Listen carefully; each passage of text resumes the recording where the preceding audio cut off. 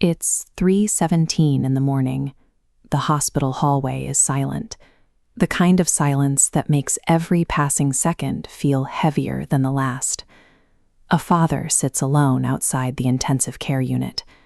Just hours earlier, his 8-year-old daughter was running through the house, making the chaotic, joyous noise only children can make. Now, machines are breathing for her. He stares at the floor, his hands shaking, facing a total collapse of the control he thought he had over his life. In this state of sudden powerlessness, the mind demands an explanation. It reaches for the oldest question in human history. Why me? You've likely asked that question yourself. Maybe it wasn't in a hospital. Maybe it followed a divorce, or a betrayal, or a business that went under. The question, why me, reveals a subconscious belief in a hidden contract, the assumption we are guaranteed stability. We treat suffering as an unfair breach of that contract, rather than a natural part of life. It's a jagged anomaly in a straight line. Human nature is wired to interrogate pain. We investigate exactly why things went wrong, while allowing the baseline of normalcy to pass by completely unexamined. Another family enters the waiting room. An exhausted man, a terrified woman, and a young boy. They sit across from the father in the shared silence of the night. Hours pass without a word. Both families are simply waiting for a few sentences from a doctor to determine the rest of their lives. Suddenly, doctors rush towards the other family. The father watches from a distance as the woman collapses and the old man covers his face.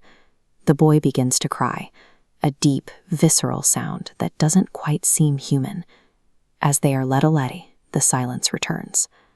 Witnessing a nightmare worse than his own forces the father's perspective to shift. His isolated grief is suddenly shattered by the reality of the room. His internal question changes.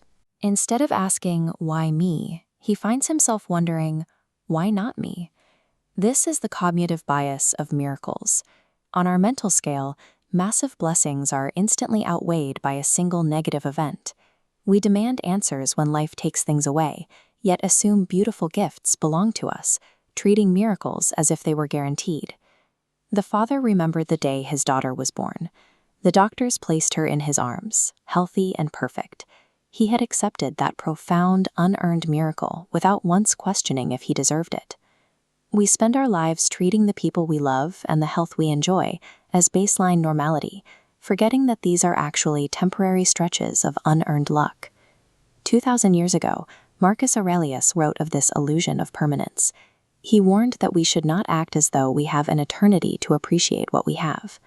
Stoicism teaches that everything we love is inherently fragile. To act as if our reality is permanent ignores the actual nature of the world. We often wait until the exact moment of loss to finally perceive the value of a person or a moment. We don't appreciate time until there is very little of it left. The ICU doors open. The doctor walks toward the father and smiles. Every fear and prayer of the last few hours crashes into a single moment of relief. The father was given a gift he understood he was never guaranteed: more time. One day, a conversation will happen for the last time. A door will close, and an era of your life will quietly end forever. And you likely won't know it's the last time when it happens. Gratitude is a logical necessity, because everything beautiful is temporary.